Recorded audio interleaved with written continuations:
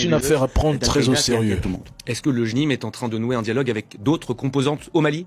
Donc effectivement, il y a un dialogue qui est entrepris avec des opposants, donc à la junte, qu'ils soient des opposants politiques, qu'ils soient islamistes ou pas, et qu'ils soient dans la capitale au Mali ou en exil. Donc ça, c'est une certitude. Il y a des discussions qui sont entreprises de part et d'autre, sauf que c'est une équation à plusieurs inconnus, parce que si l'actuel pouvoir s'effrite de l'intérieur à cause de la pression économique qu'impose le JNIM, là, à ce moment-là, des scénarios, comme celui de Kaboul, par exemple, pourraient voir le jour. Ça veut dire quoi? Ça veut dire le pouvoir s'effrite, les militaires se battent entre eux, ou s'effritent pour une raison ou une autre, et ce qui fait qu'il y a un chaos dans la capitale, et à ce moment-là, les commandants du JNIM aux abords de la capitale pourraient prendre l'initiative. Le porte-parole des terreaux l'a dit ouvertement.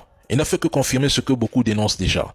Certains opposants au régime du président Assimi Goïta, qu'ils soient politiques, activistes ou religieux, entretiennent une complicité avec cette organisation terreau qui élimine des innocents et qui est soutenue quelque part par certains gouvernements voisins.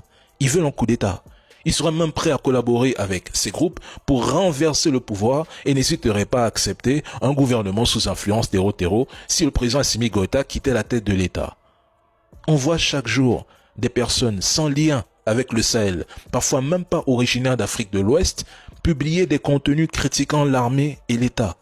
D'autres partagent ou commentent ouvertement les attaques des groupes armés en faisant leur propre communication. Mais tout cela ne fait que renforcer notre détermination à lutter contre ces dérives. Quiconque collabore avec des terreaux qui éliminent des Maliens cesse d'être malien. C'est un terreau incomplice, qu'il soit au Mali ou en Europe. Je pense que le président Assimi Goïta doit prendre des mesures fermes pour protéger la nation. C'est une affaire très sérieuse,